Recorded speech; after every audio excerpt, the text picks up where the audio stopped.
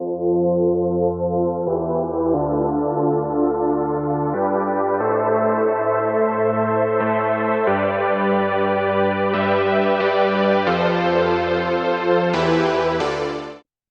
there, it's Stephanie Shea, Chief Astrologer for janspiller.com with your January 2023 astrological overview. And I'm getting this out in December, nice and early, hopefully for everybody to get heads up on what's going to happen in the first month of 2023.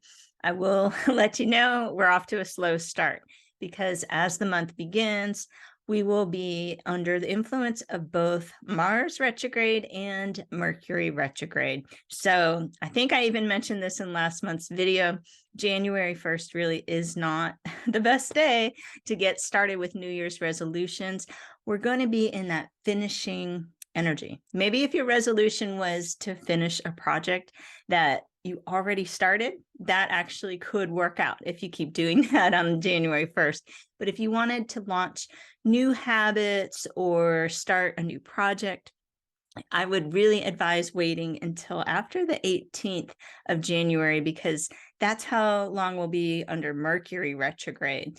So I'll walk us through the month, let you know when these retrogrades are ending because they are ending this month. And I do think by the time we get to the end of January, we're going to start to feel a little momentum picking up. But we start the month out pretty early in the month with a full moon on January the 6th. And it's a Cancer full moon at 16 degrees Cancer.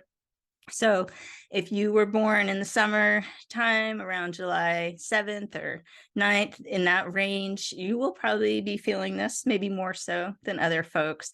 I'd say all Cancer people are especially lunar attuned. So it's always good to have a heads up when the full moon is occurring. That way you can kind of give some extra time and space for yourself, maybe not feel so emotionally reactive or invested in situations because you know you're operating under full moon energy. And a few days after the full moon passes, it should feel a little calmer. However, keep in mind at this full moon, we're going to be under Mars and Mercury retrograde. So misunderstandings are going to be more likely. And it really won't be helpful to throw a lot of emotional drama into the mix. It will probably just add to the confusion. What I would try to do around this full moon is things that feel nurturing. Cancer rules self-care.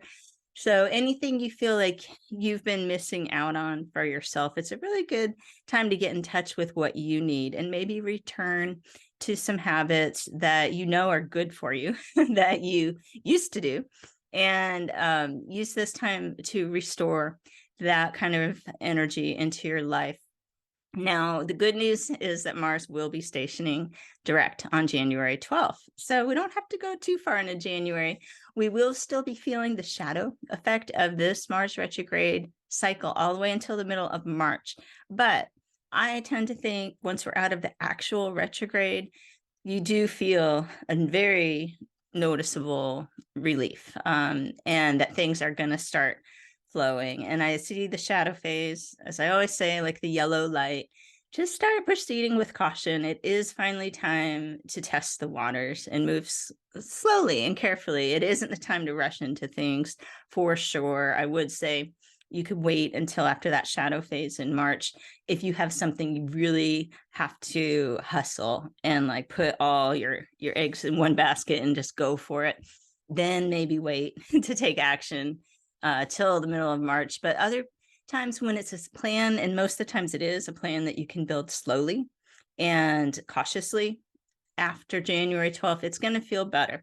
And remember, we're still in Mercury retrograde. So I think that's the gist of my Mars retrograde advice. You may be reviewing some of the things that happened over the past few months while Mars was retrograde in Gemini. Many people may have experienced some almost Mercury retrograde-like symptoms. And really, when both the retrogrades are mushed together like that, it's hard to tell what is what. Mercury is the planet of communication, and Mars is retrograde in Gemini, the sign of communication. So I feel like this Mars retrograde cycle has had a real kind of speak before you think feel to it. If you've been having those moments where you think, oh, I committed to that too fast. Why did I say that? I have to backtrack and say, I don't think I can do that. That's okay. That's what this Mars retrograde is teaching us. It is not the time to actually stick to everything you said you would do. And I think that's being echoed by the Mercury retrograde, which happens to be in Capricorn. Capricorn is a sign of commitment, right?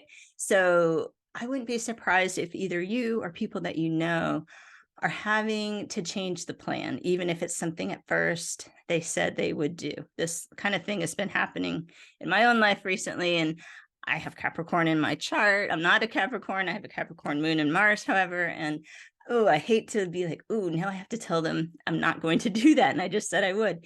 But it's better to do that than to force yourself into something that you realize probably won't be optimal or the best thing for you to do. So this is your time as the year begins to reassess where you are and try to get yourself off to a good start. Some things that will actually feel successful for you, not just the things that you feel obligated or forced into. So those are my tips for that. We have Uranus stationing direct this month on January 22nd. That's ending a longer retrograde cycle. When I talk about these outer planet retrogrades, they're usually for about 5 months in that time frame. So we're not feeling it every single day in our daily lives. However, it's a significant energetic background that you may notice a difference once Uranus is moving forward, especially if you're an Aquarius person, because Uranus is your ruling planet. So during the past 5 months, while Uranus has been retrograde, it might have felt like you need to change something, but it's hard to change. And you can't feel like what it is that you need. And once it's direct, I feel like people will be able to take action on what they've been setting their minds to. So we've got Uranus and Taurus, and that could have to do with our approach to material resources, managing our money, earning more money. All of these things may have been swirling around, and we know that it can't stay the same. That's usually what Uranus is trying to tell us. So it's a great time to again, start developing these new ideas. Once we hit Uranus direct on January 22nd, we will be out of that, all the retrogrades for Mars and Mercury. So it will actually be the right time to go ahead and see what's your next step. You know, maybe you make a list and you have your first baby step towards freeing yourself from a certain financial situation, especially, or relationship or something like this, and you're going to start working your way towards it. And it might actually turn out to be a really big change, but incremental steps are going to be your key to getting there. Uranus and Taurus doesn't necessarily want a rushed action, even though it can feel very impatient. I think there's a calculating energy behind that. So I'll backtrack quickly onto our Mercury retrograde that I touched on at the beginning of the video. Just to recap, that went retrograde December 29th, and it goes direct January 18th. And it's been in Capricorn the whole time. I think it's, definitely not a time to build new projects. I think it can be a very hard time for people looking for work right now, unfortunately, as the year starts, but know that it's not stuck in this space. It's if things have felt like emails are getting lost or you're just not getting the results from all your efforts, it's not a sign to give up. Capricorn is actually a very determined energy. Mercury retrograding Capricorn wants you to review your methods and figure out what's most effective for you. So if you're not getting results, this is your opportunity to say, okay, is it something with my resume? Is it something with, the technology I'm using? Do I need to make some phone calls? Whatever it is, as far as things feeling like it's not flowing. And after the 18th, I think you're going to have a better time moving forward with any types of long-term goals and feel more in the flow. And the shadow phase of this is much shorter. As I said, the Mars retrograde shadow phase goes till the middle of March, we'll be free of Mercury retrograde shadow by February 23rd. So this, again, is just reiterating the message I've already been saying: slow, steady steps. And it could be related to work, definitely, maybe in your current job situation, or if you're seeking a new job or career change. It's really ripe for that right now. It just is taking some time, and this is when you can get yourself organized and actually positioned for something really good instead of having to take whatever's available. So that's kind of good news. Venus this month is moving into Aquarius. That actually happens on January 2nd. I like Venus in Aquarius. It kind of celebrates the unconventional. It's pretty much all month from January 2nd through the 25th. So the tail end of the month, we will get some Venus in Pisces action. But I think we're going to feel more strongly about our principles with Venus in Aquarius, standing up for what we believe, even if that means going against the grain. There's nothing conventional at all about the sign of Aquarius. And so Venus really wants us to let our unique traits shine. It's not the time to hide our differences, but instead we can really encourage others to open up and be more authentic, drop the pretense. What you think is impressive to others actually might not be. And this Venus in Aquarius is kind of all the things that you think are weird about yourself are actually what is attracting others, whether it's a creative skill, it's your unique take on the world, it's the way you dress. All these things can be something that you really want to embrace instead of questioning yourself, I think. So on the 26th, Venus does move into Pisces. It'll be more of like a spiritual, emotional way of connecting under Venus and Pisces. I think when Venus is in Aquarius, it'll feel very social and friendly. Aquarius rules friendship, very talkative time potentially. But once we feel that shift towards the end of the month, it's more about acts of compassion, less about words. And people could be craving a little bit more time to themselves, just keeping that in mind, especially because the new moon falls towards the end of the month as well. It's on January 21st. And this new moon is in Aquarius. So during this time, it's really supported to do wishes or intentions, however you want to frame them, that have to do with humor, objectivity, knowledge, going with the flow, equality, friendships, community, embracing change, and freedom. Those are some of the themes out of Jan Spiller's book, New Moon Astrology, which I highly recommend.